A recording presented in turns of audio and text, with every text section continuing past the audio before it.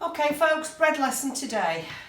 To start with, we need 1 cup of warm water, so that's half hot and half cold, into a bowl with about 10 grams of yeast.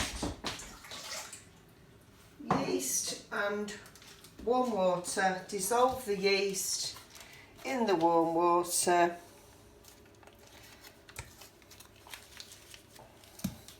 And add a little bit of sugar. The sugar feeds the yeast and helps it to start getting going, helps it to start working. So dissolve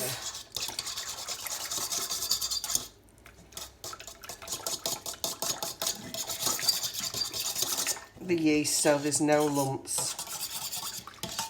Looks like a cold cup of tea. Into that you add a cup of strong white flour. If you've not got strong flour, you can use plain flour, but it doesn't work quite as well. So this is making a batter. And this way it proves a lot quicker and the yeast starts to work because it's not got much to work against. So in there we've got yeast. It's going to feed on the sugar, get it to start working, and then it will feed on the strong flour and the starch in the flour. The water is warm, so we're giving the yeast some warmth and some water or some moisture to help it to grow. Once yeast grows, it divides into two, and every time that happens, it produces a gas called carbon dioxide. This is what gives it the bubbles. So most of the lumps have gone. Now I need to give that time. So the yeast has got everything that you and I need to grow. Warmth, moisture, time and food. So put it somewhere warm. So I've opened the oven door. I'm going to put it on the grill above so the heat rises and keeps it warm. Don't put it in the oven. It's too hot. In your second bowl you want 2 cups of flour. Now you can use wholemeal or you can use white. Doesn't really matter. It's best if it's strong.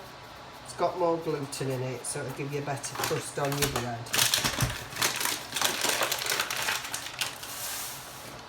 Two cups of flour. A large knob of butter, and some salt. We couldn't put the salt, which is about half a teaspoon, we couldn't put that in the other mixture because it would kill the yeast. So all we need to do now is rub that in till it disappears. We're putting the margarine in there to give it some elasticity when we start to knead. It also helps retain the moisture in the bread itself so it doesn't go stale so quick. Okay.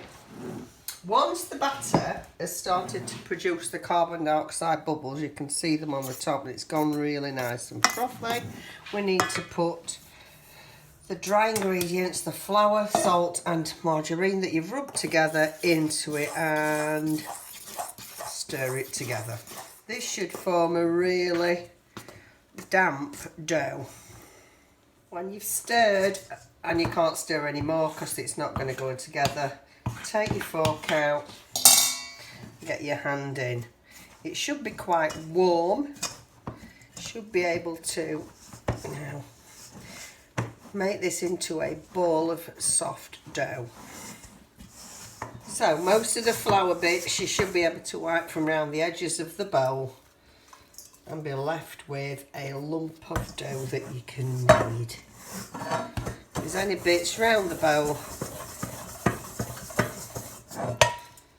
and then put your bowls to soak, it's easy to wash up after.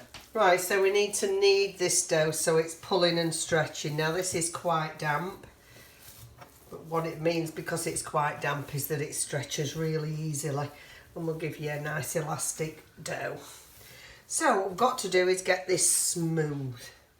So using the heel of your hand, pull and stretch this dough so it's nice and smooth, so the glue